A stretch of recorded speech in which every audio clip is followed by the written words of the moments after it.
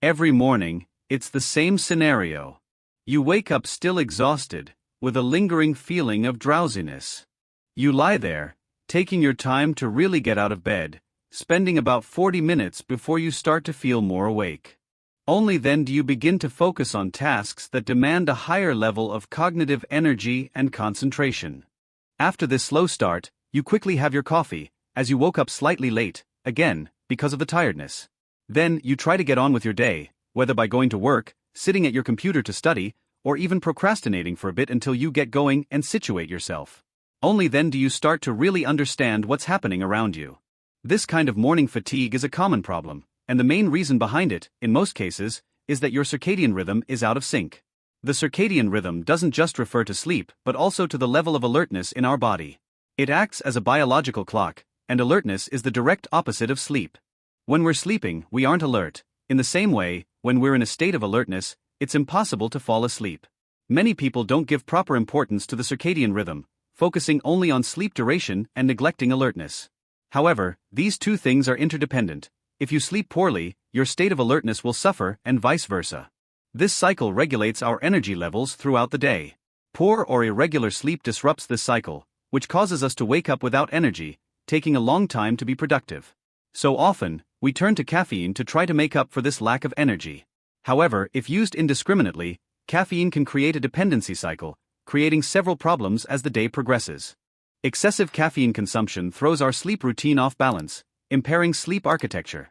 This means that in addition to sleeping late and waking up poorly, natural sleep cycles, like deep sleep and REM sleep, are interrupted. This disruption leads to waking up unmotivated, repeating the cycle almost infinitely. Now, how can we break this cycle and wake up with full energy?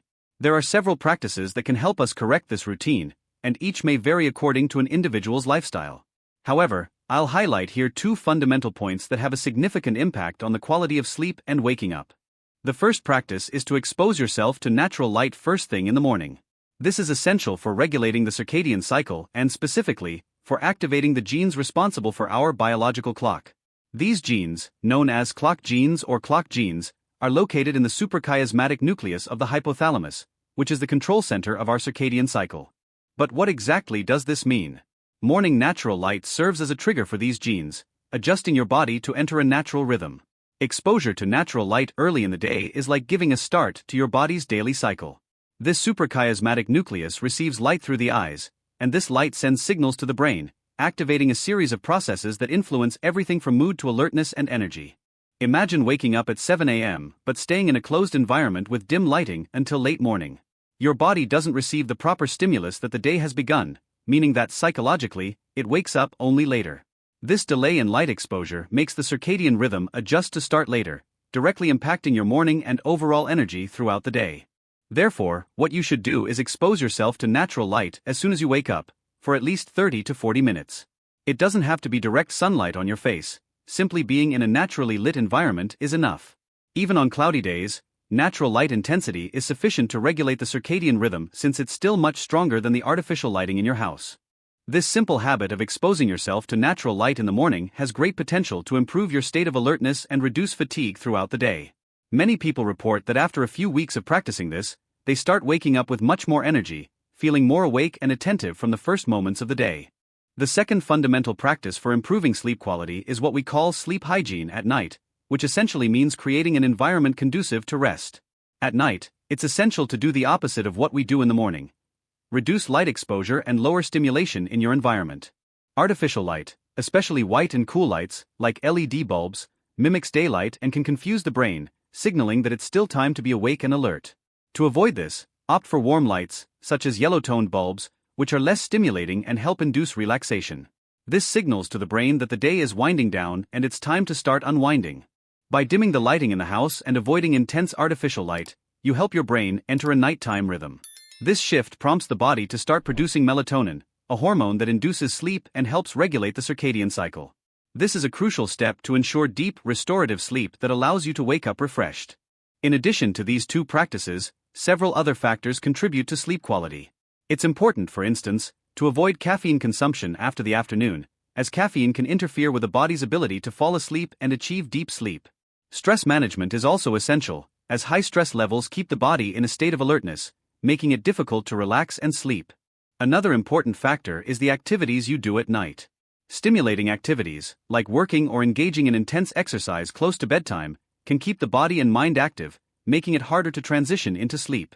Therefore, it's recommended that nighttime activities be more calming, such as reading, meditating, or listening to relaxing music, to prepare the body for rest. If you're someone who struggles to sleep, it's better to avoid naps during the day.